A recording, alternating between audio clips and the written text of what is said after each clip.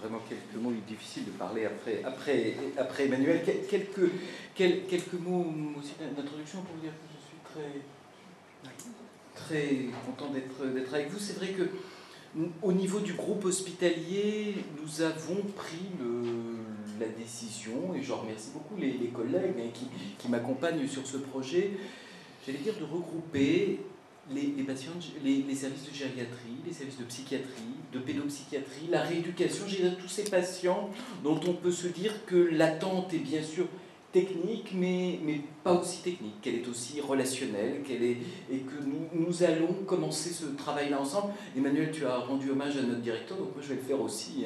Je vais remercier Christophe Cassel pour la confiance dont il m'a honoré sur cette tâche. Voilà, tant pis, on le fait rougir, mais c'est pas grave.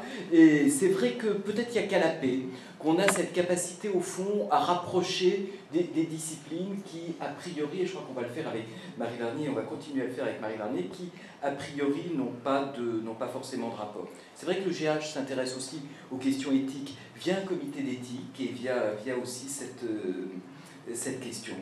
Nos patients au quotidien, qu'ils soient Alzheimer, qu'ils aient d'autres dépendances, moi je suis souvent tenté de dire qu'ils subissent une triple peine et qu'on est là pour répondre à chacun des éléments de cette triple peine. La première, c'est le silence, c'est la honte, c'est le tabou. Il y a des maladies qu'on peut annoncer presque fièrement. Je reviens du ski, je me suis fait une entorse, c'est bien, on est fier.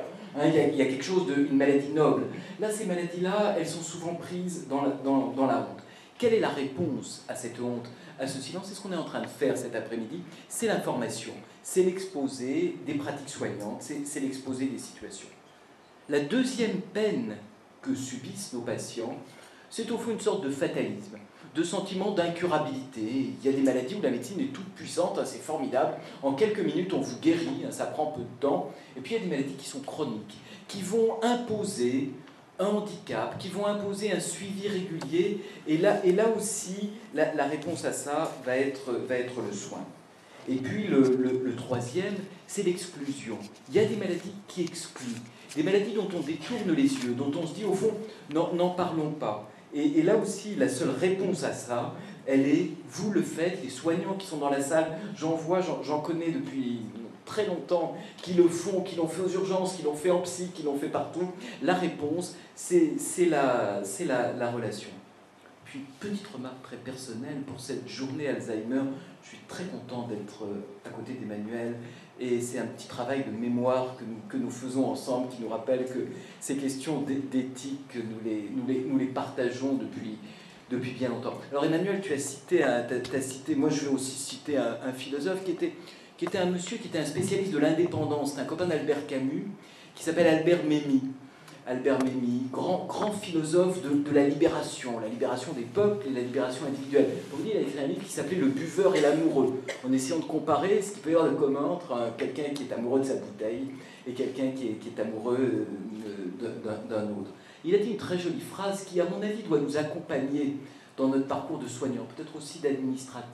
C'est que quand on s'adresse à des dépendants, quand on soigne des dépendants, ce qu'il faut faire d'abord, dépendants physiques, dépendants cognitifs, dépendants de tout type. Ce qu'il faut faire d'abord, c'est un travail sur ses propres dépendances.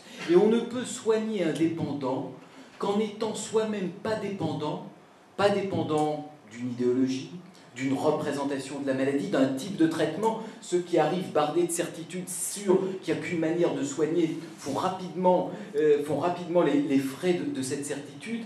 Et donc, cette dépendance à laquelle nous nous confrontons chez l'autre doit être pour nous une leçon permanente, quotidienne, c'est ce qu'on va essayer de faire cet après-midi, j'allais dire d'indépendance intellectuelle et de capacité de remise en question.